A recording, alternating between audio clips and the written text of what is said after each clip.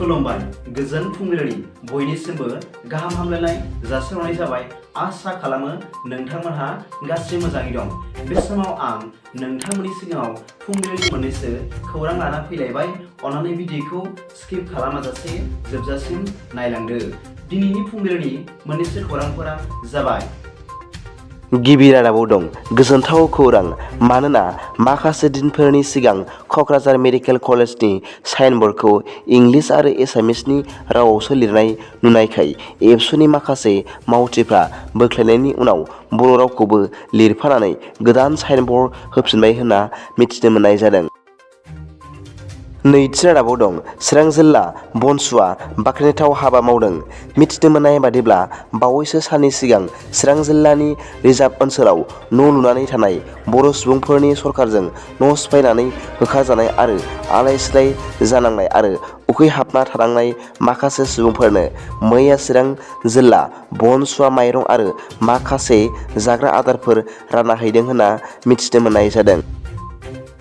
थामथि रादाबाव दं आसामनि सासे माहारियारि जोलुर गेलेगिरिजों लोगोसे सासे फोरोंगिरिया मैया मटर साइकेलनि जाब्रबथायाव जिउ गोमादों होनना मिथिनो मोननाय जादों। मिथिनो मोननाय बादिब्ला बे जाथाया गवालपारानि गजाफारायाव जादोंमोन होनना मिथिनो मोननाय जादों। गंनै मटर साइकेलनि सौग्रावलायनाय जाब्रबथाय जानायाव माहारियारि जोलुर गेलेगिरिजों लोगोसे सासे फोरोंगिरिया जिउ गोमाजादों होनना मिथिनो मोननाय जादों। जिउ गोमाजानाय जोलुर गेलेगिरिनि मुंखौ बट्रादाब होननानै मिथिनो मोननाय जादों आरो फोरोंगिरिनि मुंखौ खुरबान आली होनना मिथिनो मोननाय जादों। ब्रैथि रादाबाव दं सानै ड्राग्स फालांगिरिफोरखौ पुलिसा हमनो हादों होनना मिथिनो मोननाय जादों। मिथिनो मोननाय बादिब्ला बे ड्राग्स फालांगिरिफोरखौ आसामनिफ्राय सासे आरो मणिपुरनिफ्राय सासे हमनो हादों होनना मिथिनो मोननाय जादों। हमजानाय ड्राग्स फालांगिरिफोरनिफ्राय 2.7 कौटि रां बेसेननि ड्राग्सफोरखौ हमनो हादों होनना मिथिनो मोननाय जादों।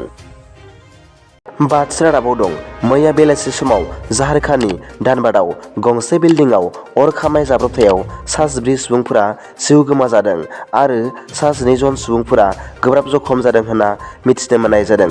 मिथिनो मोननाय बादिब्ला बे बिल्डिंआव थानाय मानसिफोरा मोनसे हाबायावनो नुजाहैनो थियारि जादोंमोन होनना मिथिनो मोननाय जादों। बे जाथायाव जखम जानाय सुबुंफोरखौ खाथिनि देहा फाहामसालियाव फाहामथाय होगासिनो दं होनना मिथिनो मोननाय जादों। द'थि रादाबाव दं मैया मंगलबारखालि जिपिसिनि डिजिपिनि बिबान आजावनाय दिनावनो आसामनि दबखायाव सासे ड्राग्स फालांगिरिखौ हमनो हादों आरो सासेखौ हान्थुआव गावनानै हमनो हादों होनना मिथिनो मोननाय जादों। मिथिनो मोननाय बादिब्ला दबखायाव 4 ड्राग्स फालांगिरिफोर थाखुमानायखौ मिथिनानै दबखा पुलिस आरो दबखा क्राइम ब्रान्स लोगो नांनानै हमनो थांदोंमोन आरो 2 सुबुंखौ हमनो हादोंमोनब्लाबो 2 ड्राग्स फालांगिरिफोरा खारखोमानो हादोंमोन होनना मिथिनो मोननाय जादों। हमजानाय सुबुंफोरनि गेजेराव सासे ड्राग्स फालांगिरिया सासे पुलिसखौ गाग्लोबना खारनो नाजादोंमोन, नाथाय पुलिसा हान्थुआव गुलि गावनानै जखम खालामदोंमोन आरो खाथिनि देहा फाहामसालियाव थिसनदोंमोन होनना मिथिनो मोननाय जादों। बे ड्राग्स फालांगिरिफोरनिफ्राय 20 ग्राम ड्राग्स हमनो मोनदों होनना मिथिनो मोननाय जादों। 2 खारखोमानाय ड्राग्स फालांगिरिफोरखौ पुलिसफ्रा नागिरगासिनो दं होनना मिथिनो मोननाय जादों। बे ड्राग्स फालांगिरिफोरनिफ्राय गंनै बाइकबो हमनो हादों होनना मिथिनो मोननाय जादों। दिनैनि फुंबिलिनि मोननैसो खौरांफोरा दा बेखिनिल'मोन।